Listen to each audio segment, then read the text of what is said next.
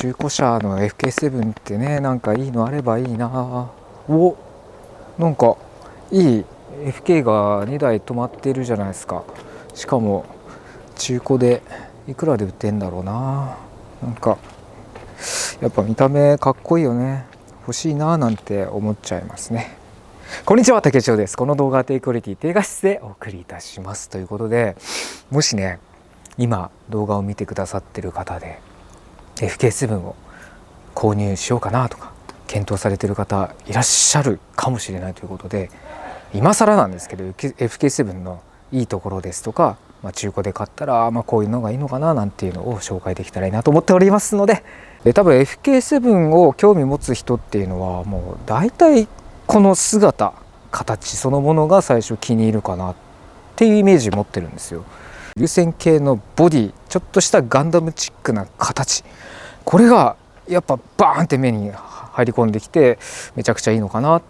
て思ってますね。この斜めからですね見る角度のちょうどこう入ってくるこのラインがね、斜めから見るとすごく私は好きなんですよね。これがなんかちょっとレーシーな感じがしてすごくいいなっていうふうに個人的には思っております。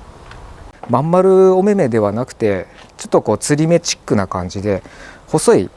お目目をしてるような感じなんですよね。これがなんか結構攻撃的というかちょっとやんちゃなところもあるかなっていうイメージなんですが、これもなんか印象的にすごくいいなっていう感じだから、フロント周りのこの全体がすごくこう攻撃的で逆光だ、なんかすごくいいなっていう感じがします。もういいや、逆光でもなんでもフォグランプももともと純正品とかでくっついているんですが、純正品で慣れてくるとねやっぱり個人的に色が白プラスなんかちょっと暗いんじゃないかなっていうイメージがありますので、気になる人は変えた方がいいかなとは思いますね。私もこれ変えております。でさらにちょっと変える時にも一癖あるんで、その時はね私のフォグランプの交換してみたっていう動画を見ていただければ詳細がわかると思いますので、ぜひぜひご覧くださいませ。そうだね、本、あと本ですね。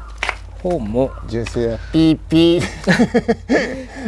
そして車外に入れるとファンファンってなりますので、これもこの奥に本がついております。そんなに難しくはないかな。ただ一番苦戦するのがネジが硬い。そうネジが硬いっていうのが結構苦戦します。であとね結構油断してると下のねアンダーカバーたるものがあるんですけど、これがねちょっと下にね出っ張ってるところがあるので、急な段差とかいろんなことやるとねここがね結構ゴリゴリってするんですよ。ここ気をつけなきゃいけないなと思います。最悪ねこれが割れてしまったりっていう症状も実はあるみたいで、この辺はお気をつけした方がいいと思います。ちなみにねあっちの車はアンダーカバー壊れてますからね。特徴的なのが後付けでこういうようなタイプ R のでっかい羽とかもつけることができますし、あとこの猫耳があるんですけど、これ実はですね FK8 の純正品なんですよ。これもポン付けでバカンってはめることができます。これはねちょっと正直中古品の安物の中華なんですけど、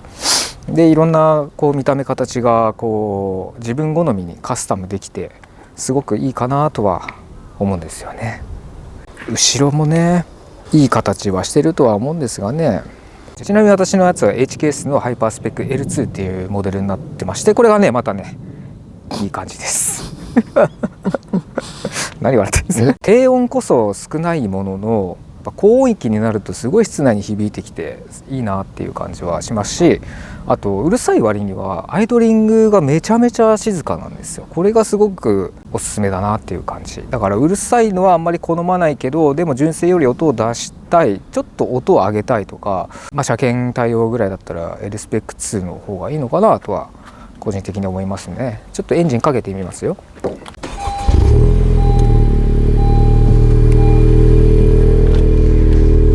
暖気の状態、エンジンかけ始めの状態は結構音量が上がるんですけども、回転が落ち着いてきた時にどんどんで音量が下がるんですよね。それがなんかおーっていう感じが正直いたします。なので HKS の SPEC2 マフラーはねそんなに入れてる人も少ないのかなっていうイメージなので結構おすすめですね。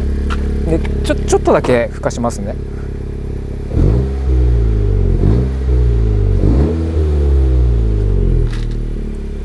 と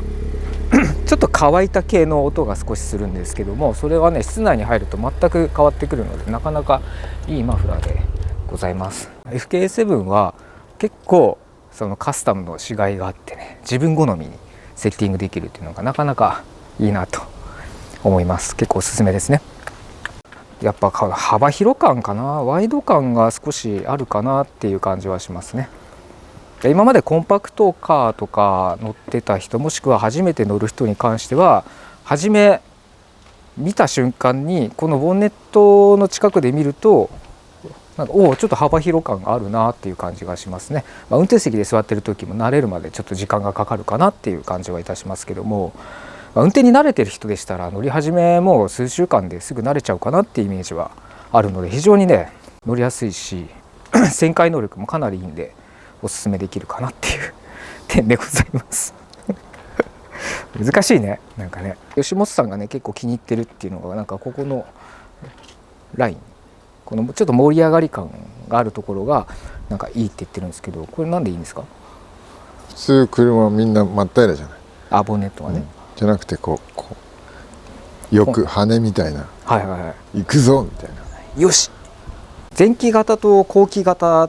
2つ分かれているんですよね。でそれの違いがほぼ一緒なんですけども、唯一バンパーのここのフォグランプの周りのカバーですね、ここが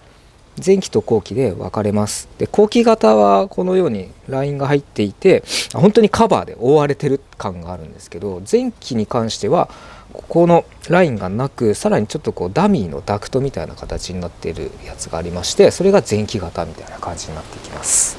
後ろもそうなんですよね。このラインが前後に入っている感じが純正で言いますと後期型で、前期はこれがないという感じ。うちのソニーグレの CVT 車マニュアル車っていう形になっておりまして、でこっちの CVT 車の方ですね、純正のホイールが履いてあるんですよ。で後期型はこのように姿形かっこいいホイールになっておりまして、でこれがですね面白いのが、近くで見るとなんかスポークがあって黒いのがあるじゃないですか。で遠くから見るとこの黒がちょっとね若干視界から消えて、これだけに見えてくるっていう場合もあるので、なかなかねこれ見応えがあるなっていう感じがします。ただ一つ難点なのが洗車がめんどくさい超めんどくさい。私も純正ホイール履いてたんですけど、もうこの辺のね細かいところ磨くのが大変ですし、拭くのも大変みたいな感じなので、ちょっと洗車を苦手だなっていう人はちょっとっていう感じでしますね。で前期型になりますとホイールもね変わってくるんですよ。ちょっとこういう形じゃなくてね、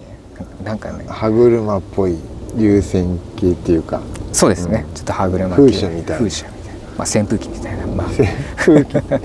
感じなので、これは賛否両論あると思います。後期型のホイールがかっこいいよっていう人もいれば、前期型のホイールも全然かっこいいですよっていう形で、私の知り合いに話を聞いたところ、割合的にはどこどこいでした。なので自分の好みになるかと思います。色の選択で後期はこのオブシダンブルーっていうちょっと濃い青なんですけど、これは前期ではないんですよね。じゃあ前期の青はどうなるかっつったら、本当に真っ青のブルー色が前期で導入されていると。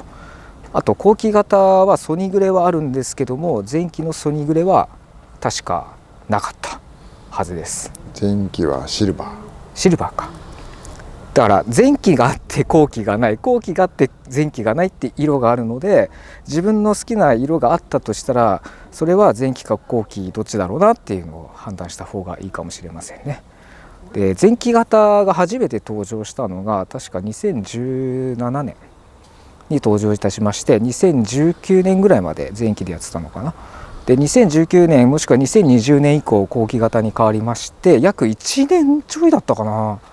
それぐらいしか後期ってなかったので、非常に希少価値が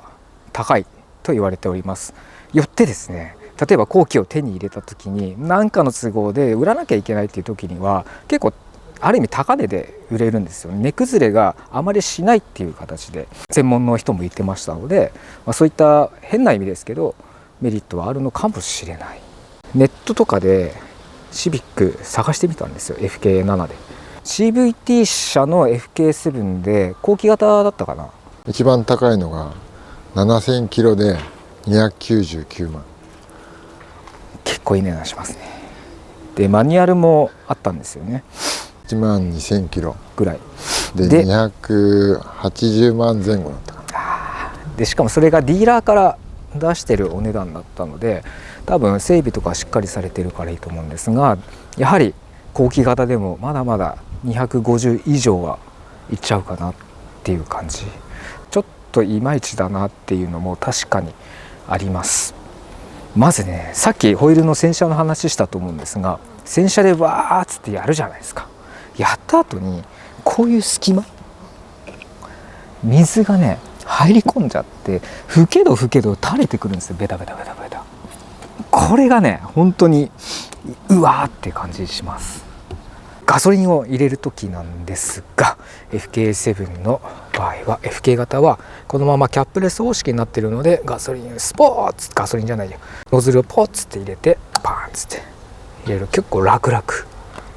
です。これねすごく楽でいいなと思います。ただ FL 型になると今度キャップ式になるので、キャップをこうやって開けたり閉めたりしなきゃいけないって煩わしさはありますね。ちなみにね言っときますね、どうでもいいかもしれないけど、ワイパーね運転席側と助手席側で長さが違いますのでご注意ください。運転席側は 650mm、助手席側が 450mm でございます。さらにリアに行きますと 275mm だったかな。さあボンネットオープンでございます。ボンネットの方はねどんな車でも重量があるんで重いなとは思うんですが、これ FL も FK も一緒なんですけど、この開けた時に固定するじゃないですか。これが2箇所あります。1箇所目が通常のよく見る光景ですね。2段階目あるんですよ。これこうやって外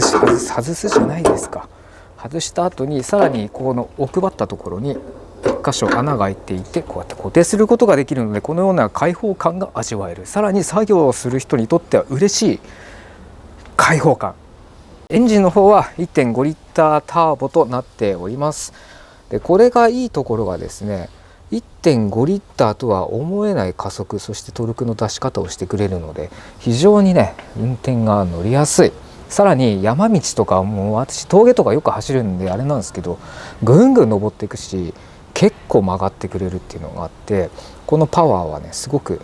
いいなと感じております。ちょっと大きなバッテリー積んでおりますので、そう簡単にバッテリー上がりはないかなとは思うんですけど、ただ視聴者様でですねアクセサリーキーをオンにしたまんまちょっと洗車してたらしいんですよね。それで洗車が終わっていざエンジンかけようと思ったらバッテリーが上がってたっていうオチはあったので、ちょっと油断は大敵かなっていう感じはいたしますね。中古屋さんとか行くとやっぱこういうところは手入れされちゃってるから埃がかぶってるっていうことはほぼないとは思うんですが、めちゃめちゃ放置している車とかですとこういったゴムのホース系が少しなんか見た感じちょっとこうくたびれてるなっていうのが分かったりとかするので、この辺をねこう細かく見ていくとでもこれは綺麗だなとか、ちょっとひびが入ってるなとかっていうのがねもしかしたら分かるかもしれないので、この辺もちょっとこうやって見つつ確認していった方がいいかなとは勝手ながら思っています。これはあくまでもごめんなさい、竹千代の世界での中古車選びのやり方というかね検討していただければとは思います。中古車選びで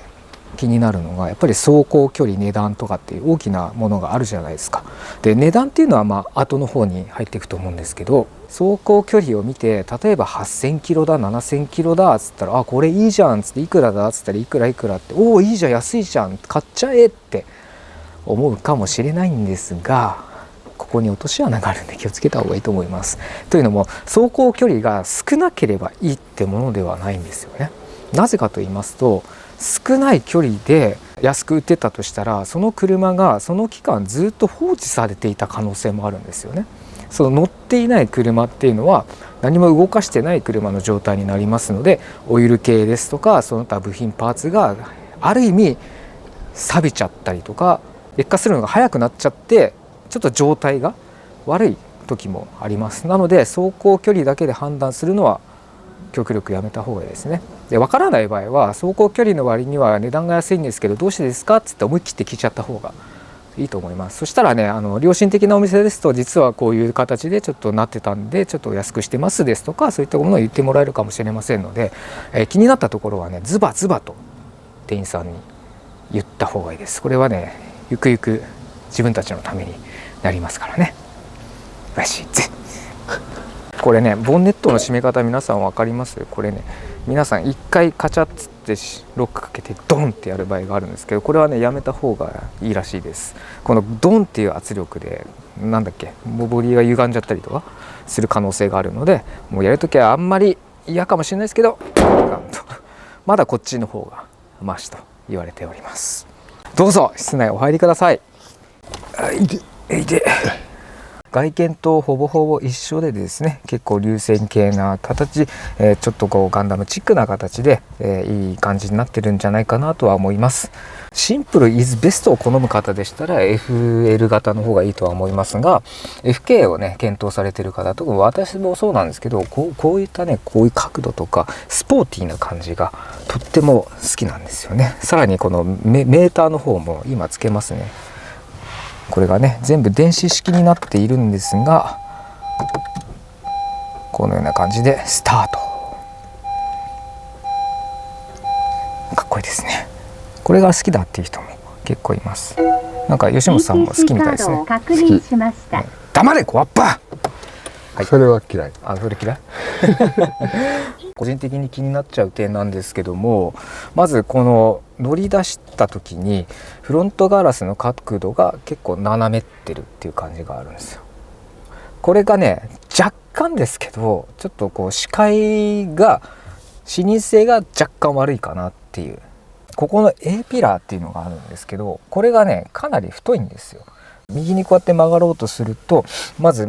ここの A ピラーの方に目がいっちゃって見えないなこういう風になっちゃったりとかこうやって見ようとすると今度逆にサイドミラーがちょっと大きいんですよねサイズが。でかつ思いっきり右に曲がりたい視界にサイドミラーの青い部分っていうんですかね付け根の部分がめっちゃ邪魔しちゃって見えないんですよ。だからこれが結構怖いなって感じもします。めっちゃ怖いです。試乗とかしてみたらきっとこう交差点を曲がる時に特に右折をこう注力してみてください。それで曲がってみて自分でどう思うかっていうのを判断した方がいいと思います。合わなければ正直言って FL 型の方がいいと思います。もう一つこのナビ入れ物なんですけど箱がですね7インチしか基本的には入りません。でもしこの一体型を入れる場合はですね基本的にやる場合は7インチしか入らないんですがこういうインダッシュ式っていうのかなああいうので大型化とかはできるんですけども基本的に7インチしか入らないのでこれはちょっとなっていうのは正直あります。結構でも若い人が検討してる人が多いと思うんでこれはおっさん向けかなとは思うんですけどこのシフトの位置が個人的に高いなっていう感じがするんですよ。だいたい昔のスカイラインとか S14 っていうのが一回りちょっと下に位置してたのかな。だから今こうやって乗り出しで乗るとだからシフトの位置が高いなっていう感じがしてビーンつってシフトチェンジするような感じですね。でさらにちょっと気になるのがこのコンソールボックスの中に一応ドリンクホルダーが入ってるんですけどもこれね普通のコーヒーとか入れる分には全然いいんですが 500ml のペットボトル入れるとこうなるっていうのがあります。結構ねこれはね個人的に死活問題かなとは思うんですけどこれ見てください。これね今600ml のペットボトルなんですけど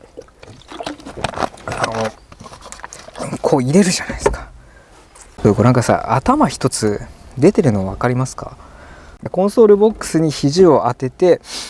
シフトをつかみます。そうすると一緒にねこうペットボトル当たるんですよね。み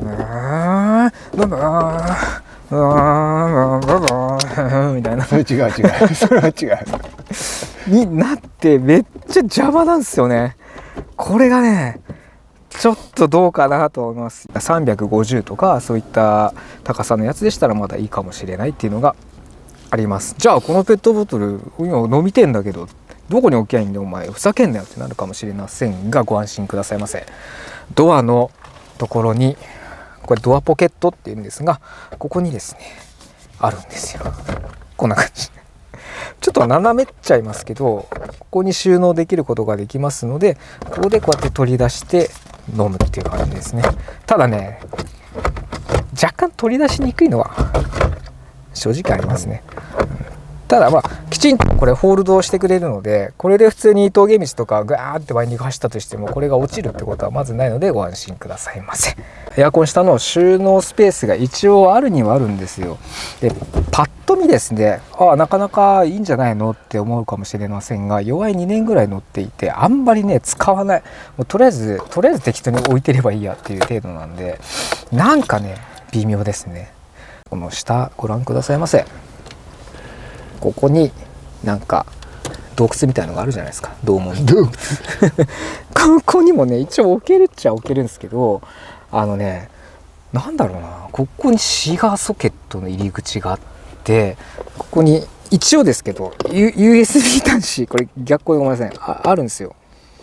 これがねなんかね取り出しづらいというか設置しづらいなっていうのがあって、これをここら辺に設置してあげて、もうちょっと広々とね設定してくれたらよかったのかなっていうのは正直思います。これなんすかね、ちょっとよくわかんないんですけど、助手席側はそんなに面積はないんですよね。で肝心な運転席見てください。ここからかなり面積が広々としてるって、若干これがねちょっと視界がね悪いなって初見思います。例えば吸盤とかつける人も中にはいるかもしれないんですが、つくにはつくんですけどなんか落ちてくるんじゃないかなとか、そういうのもありますので、ここ遮られちゃって A ピラー遮られちゃってってなるとちょっとね視野が狭くなっちゃうので、そこが注意が必要なのかもしれないですね。はい、作りが安っぽいところが少しさんさんとしてるかなっていう感じ。この辺のインパネ周りが安っぽいじゃないですか。安っぽいでしょ。まあそう言われちゃうと、正直に言うとねちょっとこういうプラスチック系なところが多々あったりとかして、あと皆さん結構言うのがここなんですよね。こちらご覧ください。もう白くなってんの分かります？あるあるなんですよ。どうしてもなんか知らないですけどこういう風に白くなっちゃってっていうのが正直なところ。これがもうほぼほぼね新品の状態ですね。後ろに私ほとんど座らないので、はい、この差がこんなに違いますからね。これがちょっとっていう感じがする。実際にちょっとこの辺も安っぽい作りになってますので、気になる方は気になるかも。コンソールボックスの中もね結構広々として奥行きというか深さがかなりありますので、中物入れたい人にはもってこいなのかなとは思います。収納面に関してはかなり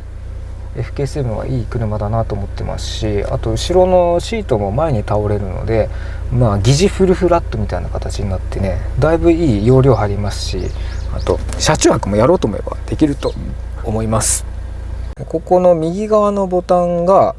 アダプティブクルーズコントロールっていうんですかね、自動運転じゃないですけど、これをセットすることによって、距離を保ってくれてアクセルを踏まないでも走ってくれるよっていう支援機能がついてます。でこれにはマニュアルと CVT 車で大きな差がございます。でマニュアル車の場合は残念ながらですね、これマニュアル操作しなきゃいけない関係上60キロ以下になりますと ACC が勝手に解除される仕組みになってるんですよ。で CVT はどうかっていうと0からいけるのかな。なので渋滞時にも ACC は効くので、そのまま楽に渋滞とかを過ごせるのかなっていう感じなんですけど、マニュアルはそれがないのでお気をつけください。ここの電話とか話すのハンズフリー機能もねここで操作できるよっていうのもありますし、あとここのプラスマイナスとかエンターでナビを操作できると。でさらにこの I のマーク、びっくりマーク、これを押していただくとスピードメーターの方でいろんなメニューが選べると。でメーターの表示をどうするかっていうのが3つあって、ガソリンのマークを押しますとこのように平均燃費とかが移ってきます。もう一つ右隣にやりますと、これが車速とか経過時間とかあるんですけど、これ基本的に私使ってないです。でもう一つがこれブーストメーターなんですよ。でブーストをかけるアクセルを踏みますと、ここにメーター表示があって、それがプッププップなんかゲージみたいに上がったり下がったりするんですよね。それだけなんですよ。なのでブーストメーターだ、じゃあなんか細かく分かんのかなって、ブースト 1.0 とか分かんのかなって思われがちなんですけど、全然分かんないです。なので私これ全然使っていない機能。基本的に表示するとしたらこの燃費計みたいな感じで使ってます。この辺りにいろんな細かい設定があるんですよ。で特にここの歯車のマークの車両設定っていうのが結構重要になってきまして、でここに運転支援システム、メーター設定、スマートキーとかいろんなのがあるんですが、まずね設定したいのはこのドア設定ってやつかな。この自動ドアロック連動機能とかドアアンロック連動機能とかいろんなのがあるんですけども、基本的にねこれ全部オンにしてたかな。自動ドアロック機能とは何ぞやかというと、発進してある程度の距離が出たら勝手にドアロックがカシャってしてくれるってやつ。基本的に20キロ以上出ると確か勝手にロックがかかってくれるっていう機能なので、これは私はいつも車速連動にしておりますと。で今度自動ドアアンロック機能っていうのがあって、これが何かっていうと、このイグニッションオフ連動とか非連動しかないんですけど、これイグニッションオフっていうのは簡単に言ったらエンジンを切った時にロックが解除されるみたいな、そういう感じですね。今カシャって言いましたね。だからでここのドアロックが解除するっていう感じになります。これはね結構おすすめなので、もしこれが非連動っていう形になってましたら連動をオンにした方がいいと思います。降車時オートドアロックっていうのがあって、これが何かっていうと、こういう風に出て、でこうドアを閉めるんですよね。ドアを閉めた瞬間に鍵を持ってるとピッてなるんですよ。でピッてなって少しこうやって歩いていくと勝手にドアがロックしてくれる、鍵がかかるっていう仕組みですね。これがですねこの今の機能となっておりますので、これは私個人的にはすごくおすすめなので、降車時オートドアロックは作動に。キーレスアンサーバックっていうのがウインカーのライトがねドアロックとか解除した時に視覚的効果ですね、目で見て分かるようにピカピカ光ってくれるので、これは基本的には作動に。ライティング設定ってなんだこれ。インテリアライト点灯時間、これ照明感度、アクセサリーライト、ワンタッチシグナル。アクセサリーライトはでも多分こういうのはなんか照明つけてないとあんま関係ないんじゃない。そうか、この辺ねいじったことないんで、はい、なのでこれはいいや。でホンダスマートキーシステム設定、アンサークブザードアロック、そうですねなんか音量ですね音量はもうそのままでいいかなっていう感じですね。でドア設定もやって、メンテナンス設定もここで手動でねなんかオイル交換ですとかなんかいろんなものが設定できるんですけど、基本的にやってないんで私はいらないかなって勝手ながら思ってます。でメーター設定ね、これもあんまりやってないな。はい、リセットタイミングとかっていうのがこれあるんですけど、それ俺やってるやつだ。あ、そうなんですか。給油するとゼロになる。そういうことね、なるほどなるほど。だから多分自動的にやりたい人はここで設定してください。私はねここの棒あるじゃないですか、それでゼロそうゼロです。長押しでゼロになるんでこれでよくやってます。エンジンボタンの下にですねなんかボタンがあって、で逸脱システムかな、この路外逸電システムの警報器を鳴らすか鳴らさないかっていうのと、あとこれが衝突支援機能っていうのがあって、やばくなったらなんかピーピーお知らせしてくれるよってやつがオン。基本的にこれはオンにしてます。長押しで変わります。でこれなんですけど、これがですね路外逸脱機能の一環の、役割になってまして、オンにしていると例えばホンダセンシングっていうのがあってフロントにカメラがついてるんですが、なんかおいこいつ中央車線からはみ出してるから大丈夫かっつったらね、若干ね緩くねハンドル修正してくれるっていうのがありますので、これはねオンにしといて損はないです。ただねすごくねハンドルが重くなっちゃったりとか違和感感じるので、昔からね機械式で慣れてる人はオフでもいいのかなとは思ってますけど、何かあると困るというので私はオンにしているという感じの3つの機能となっております。さらにここにはボンネットオープンのあれがあります。まだビニールついてる。まだこれ新車のままですからこれいいでしょ。FK7 は ETC2.0 というか ETC が標準装備になっておりまして、ここで取り付け、確かでも 2.0 は後期からじゃなかったかな。前期 1.0 だったかな、そうですね。だからその 2.0 で 1.0 のなんか切り替え時期になんか後期が出てるので、後期は 2.0 かもしれない、で前期は 1.0 かもしれないので、その辺は確認しておいてください。でただねこれ実際使ってみると結構取り出しづらいんですよね。ちょっとこう左手でバシッてやったりとかしなきゃいけないので、この辺はちょっとこう取り付けたりとかすると、慣れちゃうってことないですけどね、こういう形でここについている今日この頃でございます。ETC カードを確認してください。うっさいな。 ETC カードを確認しました。前期のシート、純正シートはこのように手動式になっております。対して後期のやつは電動パワーシートで、助手席も運転席も同じ仕様で、運転席の方は助手席より細かい設定ができます。シートの高さとかね、そういったものは電動でできますという形になっております。後期は、生地と、レザーのコンビ、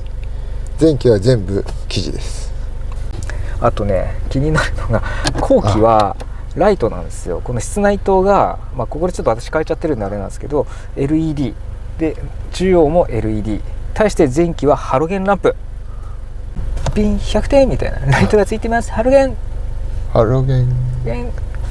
い、これは運転席側のこっちもあります。でも私両面テープで貼って固定しちゃってるんで見えません。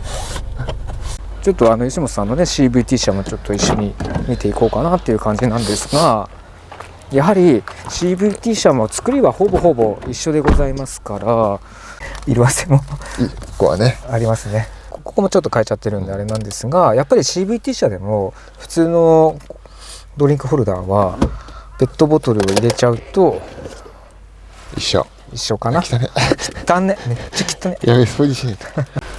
こういうとこ変えてますね。やっぱ変える方はやっぱりこういう風に変える方が多いと思うのでね、ゴルフ行かれる方、もしくは旅行でスーツケースを積みたいよっていう人にはもってこいの収納スペースじゃないかなとは思いますよ。トランク1、2、3個ぐらいは入るんじゃない？入りますね。でシートの方はこのようにバーンと倒すことができまして、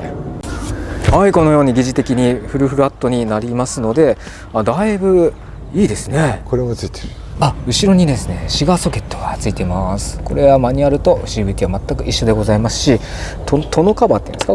これ便利ですよね。これ便利ですね。これめちゃくちゃいい。巻き取り式。はい。こっちが嫌な人はこっちにもできる。すごいね。便利ですよ。便利ですね。これはねめちゃくちゃいいと思います。しかもね中見せたくない人はこれで隠すっていうのがもう最高でございますし、あと元からこれもついてますから、もう両方で遮断できるという素晴らしいシステムでございます。これはね結構おすすめですね。特になんか主婦の方ですとか女性の方には優しくすごくいいんじゃないかなとは思います。だからこうやってこの荷物をあんまり見せたくないなと思った時はこのようにして、でさらにハッチ閉めますね。こいつとこいつがねシンクロしますからね。見づらくてあれなんですけど、真っ黒で何も見えないっていう状況になります。これは必見かもしれないんですが、基本的に FK7 の場合はですねスマートキーという形になりました。いわゆるキーレスエントリーみたいな感じなんですが、反応領域があるんですよね。鍵を手元にある状態でポケットに入れますと。で入れた状態でっつって車に乗り込みます。乗り込んでオンにすると普通に反応してかかりますと。ところが窓閉めてなかったから窓だけ閉めたいから電源スイッチだけ入れたい。でここでこのまま押す。一切反応しない。あらびっくり。キーが車体の外にあるから。キーを中に入れてはい、反応しました。この差がはいあります。じゃあどこだったら反応するんだよって話なんですが、これねちょっと検証したんですよね。ちょっと私の車で行っちゃおうかな。今この状態です。で一切反応しません。じゃあどこで反応するかっていうと、この中にちょっと入れていきますね。ちょっとずつここより内側になるのかな。多分ね、だこれも多分車体の個体差が多分若干あるかもしれないですけど、だいたいこのボディのラインに沿って内側に来ると反応するみたいな感じなんですよ。だからさっき吉本さんが実演してくれた窓閉めてえなっつってこうやって乗り出してやろうとすると反応はしませんのでご注意ください。これはたまになんだこれ壊れてんじゃないのか大丈夫かっつってね、壊れてない壊れてない。不安になる時があるから、そこはお気をつけくださいっていうところですね。はい、じゃあ結局こういうところをよしわずるしを見てどうするか、買っていくか、中古車いくら、280か、どうしようかな、まあローン組めばワンチャンいけるかな、じゃあ買っちゃおうぜ、じゃあ中古車選びだみたいな感じになる人もいれば、ひょっとしたらね、こういう機能があったんだ、もうちょっと考え直そうかなとか、いろんな判断材料になればいいなとは思っております。で個人によってはね、またさらに細かく気になる人もいらっしゃるとは思いますので、中古車ショップに行った際、もしくはディーラーで相談した場合はですね、きめ細かくわがままになっちゃっていいと思いますので、たくさん聞いてたくさん情報を仕入れた上で検討した方がいいと思いますよ。ただね、やっぱ見た目が一番って人もこれ見て試乗して OK だったらもうバシッですね。それが一番だと思います。私そうです。ちなみにね、これ試乗車がたまたま同じ方があって、乗った瞬間になんだこれは最高です、じゃあ反抗しますとおっしゃいました。即日で買いました。はい、以上です。ということで何かの参考になればいいと思いますので、今後ともよろしくお願いいたします。それではご視聴ありがとうございました。